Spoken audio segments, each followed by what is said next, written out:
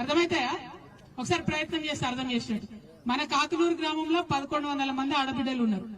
1100 మంది ఆడబిడ్డలకు 18 నెలల నుంచి ఈ కాంగ్రెస్ ప్రభుత్వం ఇస్తా అన్న 2500 ఇయ్యలే. అంటే 1100 మంది ఆడబిడ్డలకు 18 నెలలు ఇంటూ 2500 మొత్తం లెక్క కడితే దాదాపుగా 5 కోట్ల రూపాయలు అవుతుంది. అంటే ఒక్క మన కాకునూరుకే రేవంత్ రెడ్డి గారు అప్పు పడ్డది ఎంత?